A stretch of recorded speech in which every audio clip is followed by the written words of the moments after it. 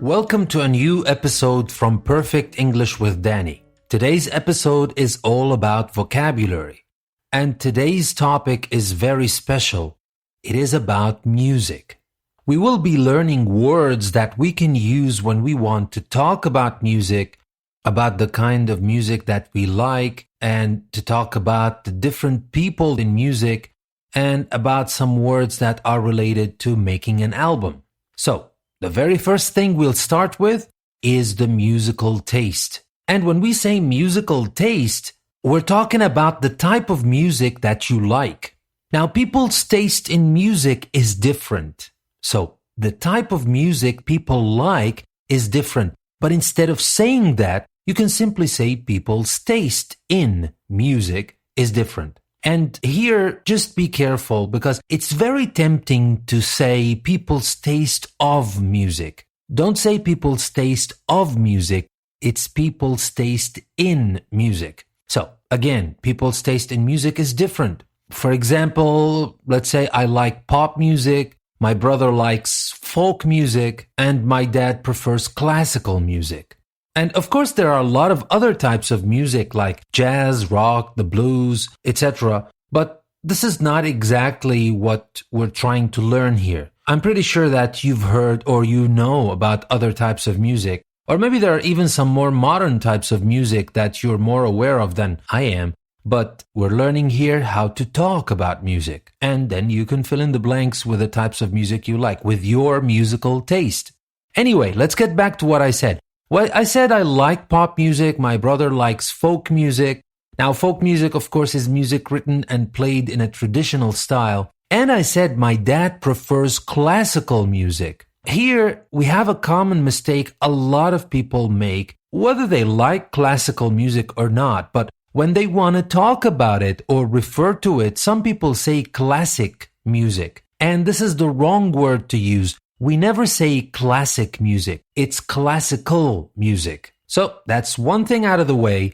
Let's talk about other things that relate to musical taste. For example, I can say my brother and I like going to concerts to see groups perform live. Now, when we want to talk about groups performing live, perform in this context means play. And when we say live in this context, we mean in front of a large group of people called an audience. Well, while my brother and I like going to concerts to see groups perform live, play in front of a large group of people, my dad just listens to music at home. He isn't interested in live performances. So, we said groups perform live. What's the noun from that? It's live performances. And now we come to another thing we can talk about when it comes to music. And especially we're talking about musical taste. Now, we talked first about the type of music we like. Then we talked about live music or listening at home. And now we're going to talk about something specific in the music itself. For example, I can say, when I listen to music, I'm mostly interested in the tune. And the tune is the musical notes. I'm interested in the music. So I can say I'm interested in the music, but obviously it doesn't make sense. You don't say, when I listen to music, I'm mostly interested in the music. What is that supposed to mean? What do you mean? It is music you're listening to, but if you want to say you're just interested in the musical notes, because most of the time you'll be listening to songs. So if you want to say that you're interested in the musical notes of the song or of this music, you can say, I'm mostly interested in the tune. I am mostly interested in the tune, but my brother is more interested in the lyrics. The lyrics are the words of a song. I'm interested in the tune, the musical notes. My brother is interested in the lyrics, the words of a song. So that was about musical taste. And now I'm going to go through some musical instruments and what we call the musicians who play these instruments. Obviously, the instruments themselves are not that big of a deal for you. You must have heard of them before. You must know them. You might even play some of them. But the important thing here is to know what we call the musicians that play these instruments. Now, I'll start with maybe the most famous instrument of all time, the piano. Now, what do we call the person who plays the piano? Of course, we can call him the person who plays the piano, but there is one word for that. We call him the pianist. How about the cello? It's very close to pianist. Piano, pianist. Cello, cellist. And the same goes for guitar, guitarist. And saxophone, saxophonist. Or for the violin, we say violinist.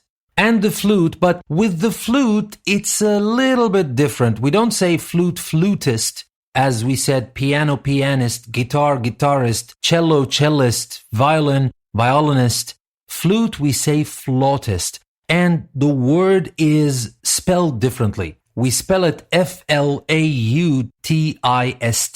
flautist, not flutist. But we don't just add I-S-T to the instrument's name to call the musicians that play this instrument. Some of them might have ER, like trumpet, we say trumpeter, or drums, we say drummer. Or even we can say player, like the keyboard, for example, we say keyboard player. Now, a little tip here. In case you can't remember what the word or what the exact word we use with a musician, you can always say the name of the instrument and player after it. It works all the time. For example, if we can't remember the word pianist for the person who plays the piano, we can simply say the piano player or the cello player or the guitar player instead of guitarist, cellist, or pianist. But these words are obviously much better, and they show that you really know your words when you're talking about music, instead of using the word player with all instruments. So that being said about musical instruments and musicians, we will move now to talk about people in music. We have different people in music that do different things, and they have different words to refer to them. We will start with the composer.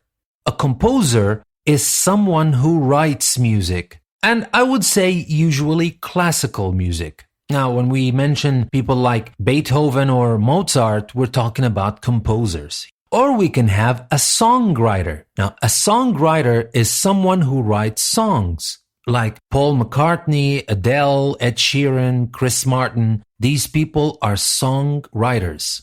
We can have a conductor. A conductor is someone who stands in front of an orchestra and conducts them. Now, the orchestra is a large group of musicians who play different instruments and conducts them. That means leads them. So technically, a conductor of an orchestra is the leader of the orchestra.